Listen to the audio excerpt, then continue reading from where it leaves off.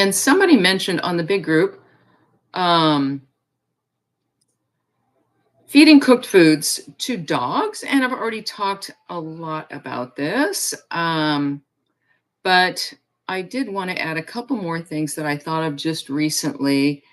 And one is that what we're trying to do here is make things as easy and sustainable for owners as possible. I want more dog owners home feeding. I don't want to make it more difficult, more esoteric, more mysterious, more elite or competitive.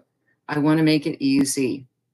We have people who don't like to cook and they buy fruit on a daily or weekly basis, and it's no trouble for them to do so for their dogs. I do that. It's no problem. I prefer it. But we have others who live in remote locations and are not able to buy fruit even weekly. Fruit is perishable. They can buy, however, shelf-stable quinoa and yams that can be stored for long periods and made in batches very cheaply. This may appeal to some people, in addition to all the other reasons why certain select cooked food, plant foods need to stay on the table as an option. And also in the book, I tell the story of my friend who I knew would not stop feeding kibble to his dog. And so I knew it would just fall on deaf ears if I told him about raw feeding, or even if I told him about feeding fruit to his dog. So I told him to feed kibble only every other day. I suspected that he would not feed fruit. It would seem weird to him, or the dog wouldn't eat it. So I suggested that he make a big batch of quinoa and yams every week and feed it on alternate days. I knew that I was dealing with somebody with a normie perspective, and knowing how protein crazed people are, I told him that quinoa is high in protein and could effectively replace some of the protein in the kibble.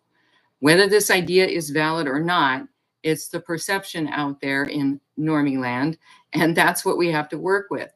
Well, my friend loved the idea, and the dog has not had a symptom in 3 years since he started doing that. The dog literally glows with good health. Before that, he was in and out of the vet's office every other month for ear infections, and that just ended. No more ear problems. And eventually, I did introduce to my friend the idea of feeding fruit instead of cooked foods on some days, but I don't think he ever did that, except maybe for the random snack, like most dog owners do.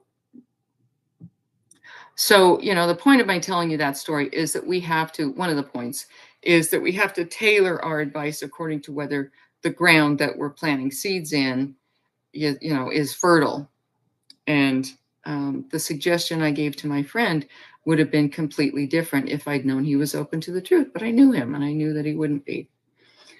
But everyone who knows me or knows anything about RMF knows that I like to err on the side of nature. And that's why when all other factors are equal or favorable, I recommend raw plant foods. But there truly are legitimate reasons for some people to include cooked foods, plant foods in their dog's diet. Just yesterday, I popped into the big group and saw someone comment that her dog had reversed kidney disease eating a 6-to-1 rotation with cooked yams and quinoa and 1 meat meal per week. So that means 6 days in a row of eating yams and quinoa. She said she'd wish she could have afforded more fruit, but her dog did very well eating mostly cooked plant foods. She also said that the dog self-fasted many days, so I suspect the dog was rejecting fruit when she was able to offer it.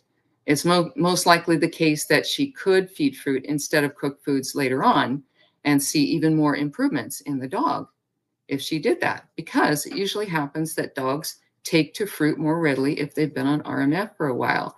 And I've known dogs that would not eat bananas. Everybody always says, bananas are cheap, feed bananas. They're super cheap, 50 cents a pound sometimes.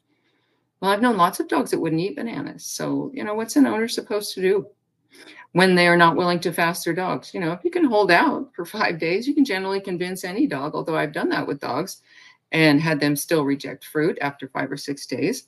So that doesn't always work. So anyway, that's what I wanted to say about that. Just a little more info about that topic. Well,